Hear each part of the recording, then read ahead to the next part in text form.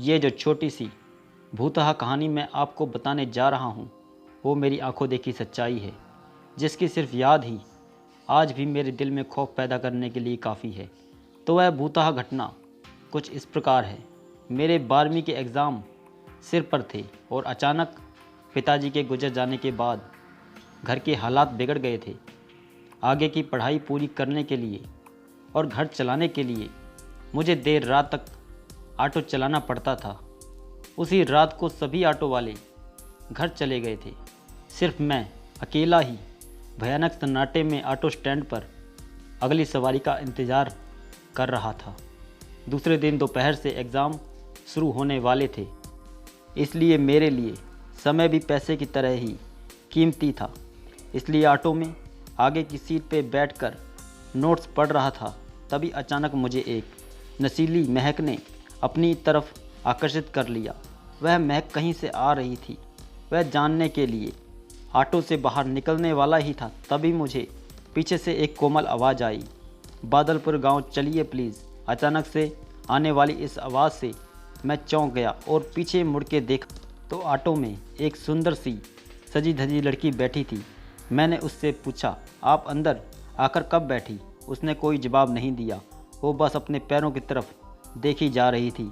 मैंने भी आगे कुछ पूछा नहीं और तुरंत ऑटो स्टार्ट कर गांव की तरफ चल पड़ा।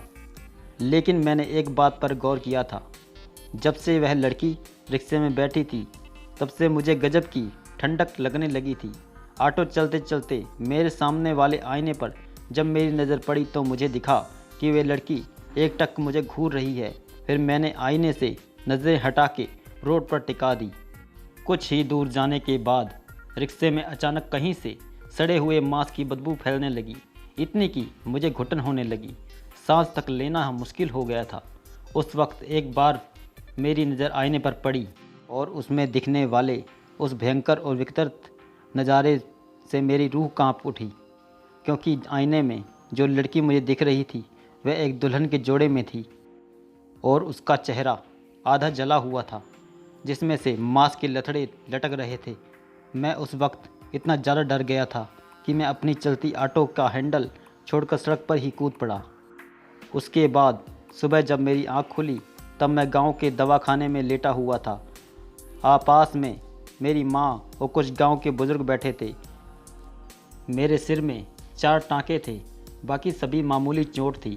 सिर पर गहरी चोट लगने से शायद मैं बेहोश हो गया था।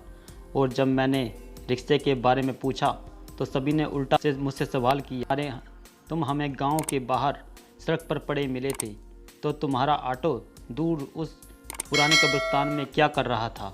खबर सुनने के बाद मैं दंग रह गया।